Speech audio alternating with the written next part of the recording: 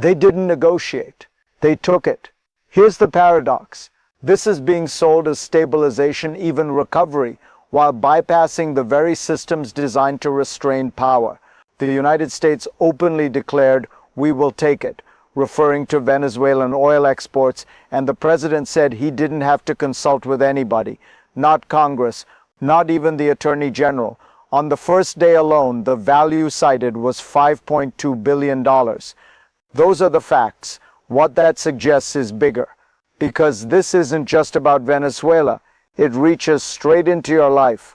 Gas prices, road construction, inflation, electricity bills, even migration pressure at the border. A foreign energy move is being used to quietly rebalance domestic economics, and most people haven't noticed it happening. But here's the part nobody is saying out loud. This wasn't framed as a choice. It was framed as necessity, as if the system had no time left to wait, negotiate, or slow down. So the real question isn't whether this is aggressive. It's why it happened this fast, this openly, and what problem it's trying to solve next. At the center of this is a single move, but it's only being partially explained. The United States positioned itself to take the majority of Venezuelan oil exports, with the Department of Energy confirming that most of that output would be routed under U.S. control, while smaller portions moved to Europe and Asia. Officially, the money is supposed to help Venezuela get back on its feet, but the control of the sale, the transport, and the flow stays firmly in American hands. That framing matters, because this wasn't announced as an emergency. It was introduced as practical, even managerial, almost routine. And that's the pattern. When power moves fast enough, it stops looking controversial and starts looking inevitable. Notice what's missing from the public discussion. There's very little focus on negotiation, timelines, or limits. Instead, the language centers on speed, necessity, and execution. This wasn't positioned as a temporary measure. It was positioned as a system being switched on. So here's the reframing question. If this were only about helping Venezuela, why structure it so the leverage never leaves U.S. hands? Because once you see what the system actually needs, this starts to look less like policy and more like preparation. Here's the strong claim. This move wasn't driven by politics first. It was driven by infrastructure. American refineries along the Gulf Coast were built for a type of oil the U.S. barely produces anymore. Heavy crude. Facilities in Texas, Louisiana, and across the Gulf were tuned decades ago to process Venezuelan grades specifically. Without that feedstock, efficiency drops, margins shrink, entire systems underperform. And according to the analysis, U.S. refiners have been very anxious to get Venezuelan crude flowing again. That detail changes everything, because it means the seizure wasn't abstract. It was mechanical. Refineries don't wait for ideology. They need inputs. When those inputs disappear, pressure builds quietly behind the scenes until something snaps. And here's the part to notice. There was no serious public conversation about retrofitting refineries, changing designs, or transitioning away from this dependency. No long-term adaptation plan was rolled out. Instead, the solution was faster and more direct. Take control of the source. Notice what they didn't deny. They didn't deny the dependency. They didn't deny that this oil was structurally necessary. So when this move happened suddenly, it wasn't impulsive. It was the release of pressure that had been building for years. And once infrastructure starts driving foreign policy, escalation becomes almost automatic. Once that pressure is released, the speed becomes the story. This didn't unfold like a slow diplomatic thaw. It escalated fast, with executive action replacing negotiation almost entirely. The president openly framed the move as autonomous, saying he didn't need consultation. That kind of language signals something deeper, a normalization of bypassing process when the system feels constrained. We've seen versions of this before, not in the details, but in the pattern. When supply chains break or energy shocks hit, Governments stop debating ideals and start securing inputs. What used to be exceptional becomes routine. What would have triggered months of hearings now happens in days. And here's where it quietly intensifies. This isn't just about oil flowing again. It's about who controls the valve. By positioning itself as the primary broker of Venezuelan output, the US isn't just buying energy, it's managing volatility, deciding how much reaches global markets and when. That's the normalization. Direct control over foreign resources is no longer framed as extreme. It's framed as stabilization, as risk management. But here's where the story flips. Because once control becomes the default solution, the threshold for using it drops, and the next step doesn't need a crisis to justify it. The second proof hit is where the logic stops being abstract and starts colliding with everyday reality.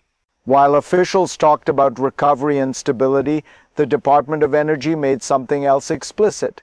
Venezuelan heavy crude isn't just fuel, it's a primary input for asphalt. And the stated goal was to drive down the price of asphalt to unlock what was described as a new construction boom in the United States. Roads, highways, physical infrastructure, this oil feeds directly into that system. Now notice the contradiction.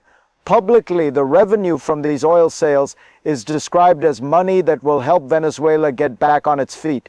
But operationally, the physical commodity is being routed to solve American inflation pressure. Lower input costs mean cheaper road projects, cheaper materials, and relief for domestic budgets strained by high prices.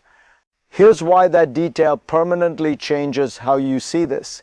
This isn't aid flowing outward, it's foreign resources being pulled inward to subsidize domestic stability.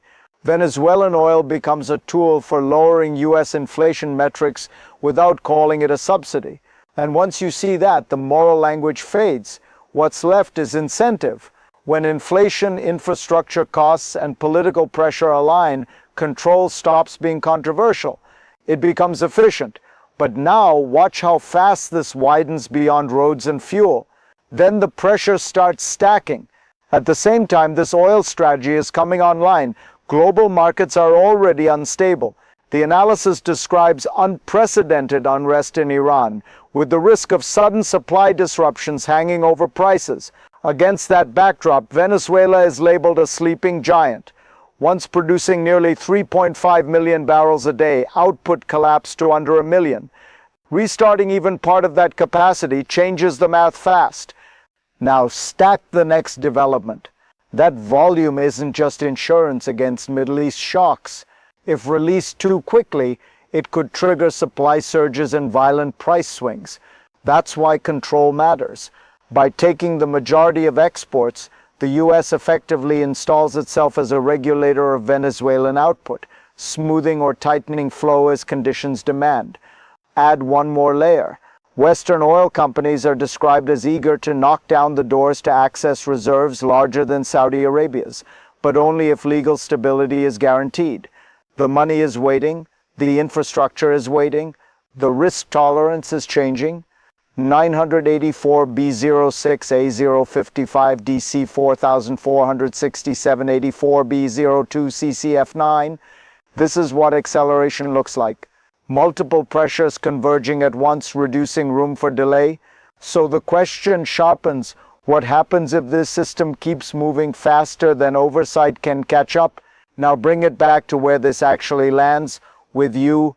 Because when energy systems get rearranged at this scale, the effects don't stay abstract.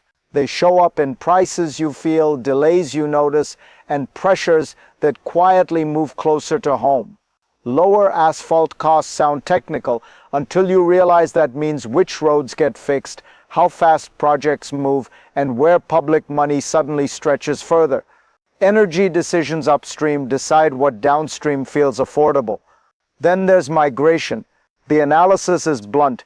Reviving Venezuela's oil economy isn't framed as charity. It's framed as a way to reverse the flow of people. Jobs at home pull harder than borders ever can. When hundreds of thousands of Venezuelans see opportunity returning, the incentive to leave collapses. that directly affects border pressure, social services, and political tension inside the US.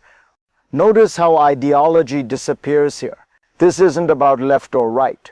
It's about whether systems create stability or push people to move.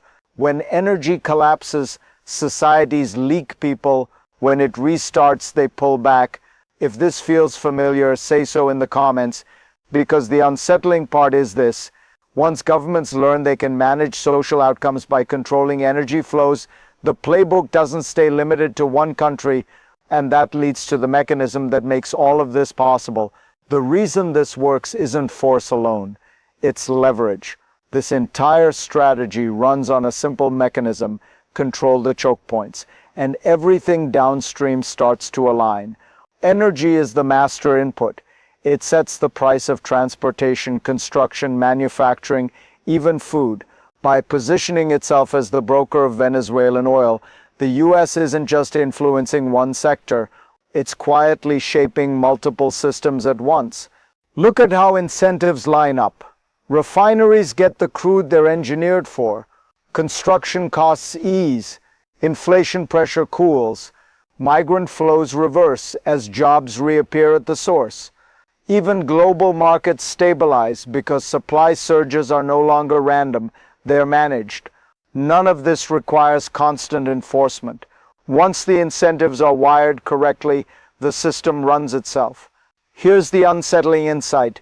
Power today doesn't need permanent occupation or loud declarations. It needs custody. Whoever controls the flow controls the outcome. And when that control is framed as technical, financial, or stabilizing, it attracts far less resistance than overt force ever did.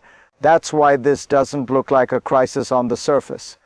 It looks like management, like optimization, but systems built this way don't stop on their own. They expand until something pushes back or something breaks. And that brings us to what happens next, because the next move is already forming. From here, there are two paths, and neither is clean. One path is continuation. The system keeps tightening. Venezuelan output ramps up under US management. Western capital flows back in under promises of rule of law, and rival powers are quietly edged out. Iran, Russia, China, Cuba lose leverage as the economy is effectively demonetized for them. The hemisphere recenters around a single energy axis and volatility drops, at least on paper. The other path is friction. Control invites resistance. Rapid output changes risk price shocks.